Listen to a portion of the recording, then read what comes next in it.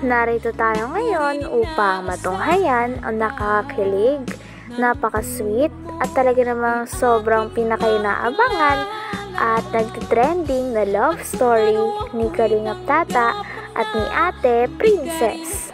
Sa pagpapatuloy ng ating istorya ay magkasama pa rin silang dalawa sa dalampasigan. Napakaganda nga ng kanilang background dahil ito talaga ay dagat at napaka-fresh nga ng tanawin at napaka-relaxing ng kanilang mga background.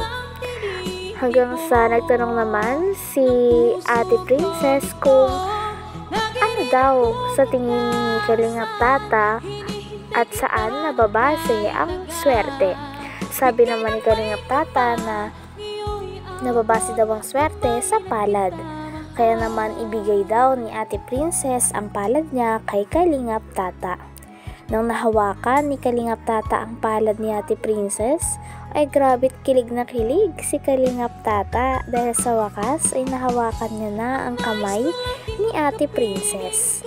Kinilig din naman si Ate Princess at pagkatapos nun ay sinabi nga ni Kalingap Tata ang kapalaran ni Ate Princess. Napakagaling nga ng mga nababasa ni Kalingap Tata sa palad. Nalaman na swerte ng isang tao. Nalaman ko yung swerte ng isang tao sa pamagitan ng palad. Patingin na ng palad. Oh yeah, oh yeah.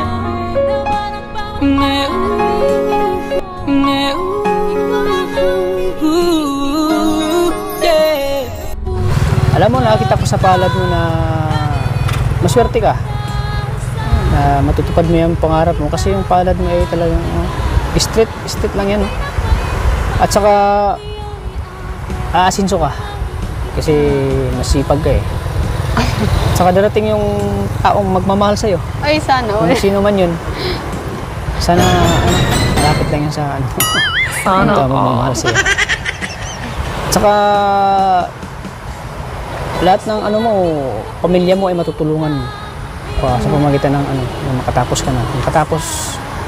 Nakikita ko rin na makatapos ka ng pag-aaral mo at para matulungan mo yung pamilya mo. Ayan, nakikita ko sa palad mo. Alam ko no?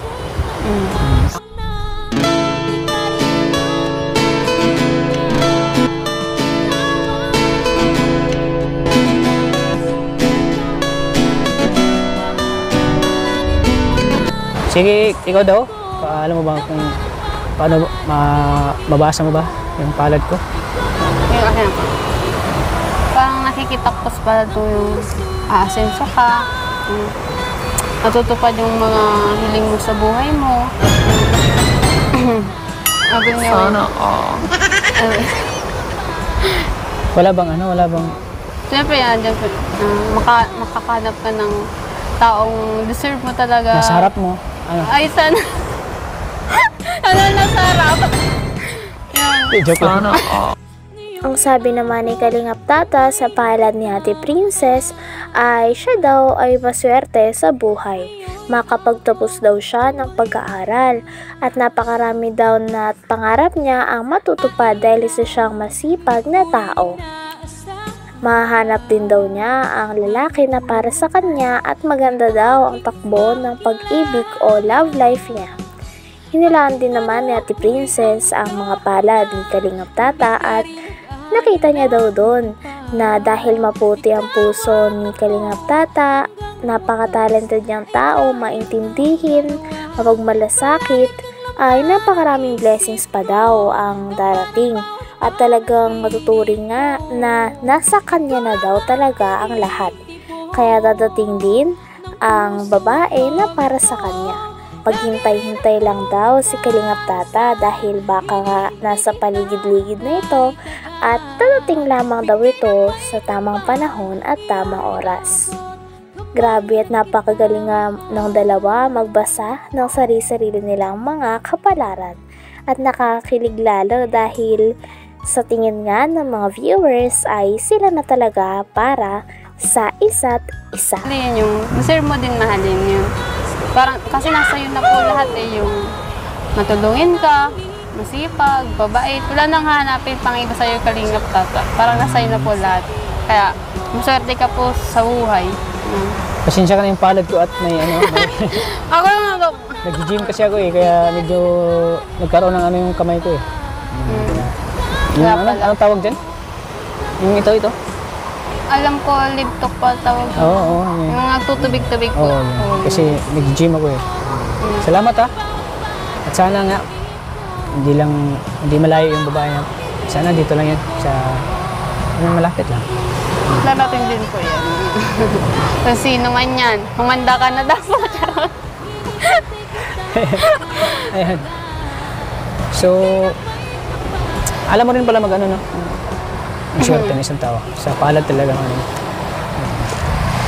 Kasi yung iba naman, yung palad ginagamit nila sa iba eh. Pero yung talaga yung palad, dito mo talaga maano yung swerte. Yung swerte nito sa... Ako maniwala talaga ako na sa palad nakita yung swerte ng isang tao. Nasa palad yung swerte. Oo, nasa palad yung swerte.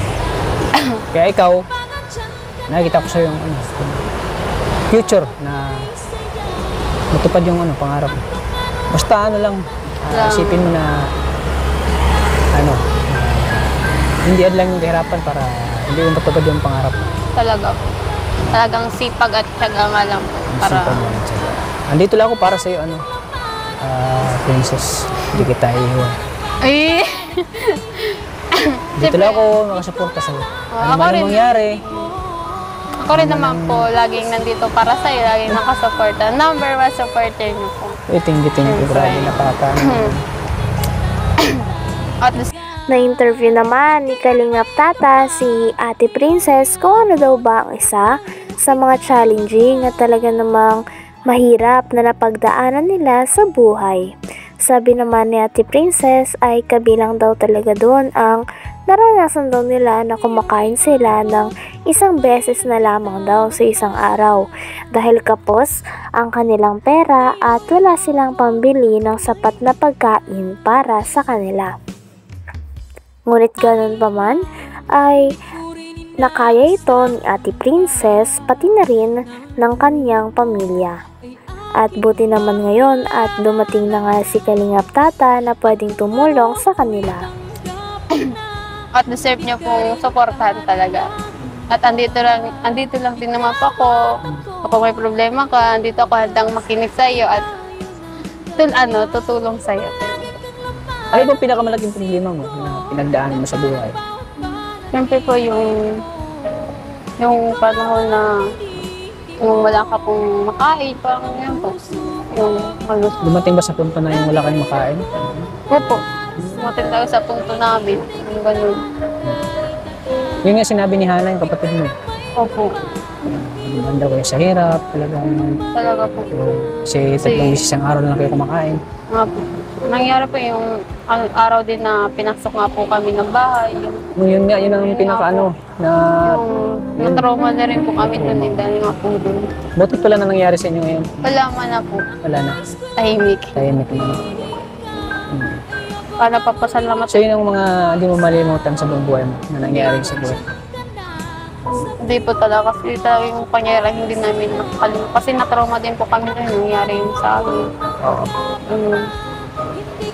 Pero nagpapasalamat ako sa Panginoon kasi nakilala namin kayo. Yung nakilala niyo po si Hana, ako. Dahil po sa inyo is kahit is natutulungan niyo po kami. And dahil po sa inyo, nararanasan namin yung ganitong buhay. And dahil din po sa tulong ng Kalingap. And sa lahat po. Siyempre masaya din ako na nabago yung buhay niyo sa pamamagitan ng pagbablog natin. Naibigay ko sa inyo yung pangangailangan. Masaya talaga. Sobra po ako nagpapasalamat sa Panginoon dahil dumating kayo sa amin. Hindi po na talaga namin inaasahan na may isang katulad nyo na mapapadpad sa lugar namin. Talaga. Oo. Ako nga, di ko inaasahan din na mapadpad ako sa lugar niya eh. Siyempre, ang lugar niya eh. Hanggang dito na lamang muna ang ating nakakakilig, napaka-sweet at talaga namang sobrang pinakainaabangan na love story ni Kalingap Tata at ni Ate Princess. Maraming salamat sa inyong panonood. Hanggang sa muli. Bye!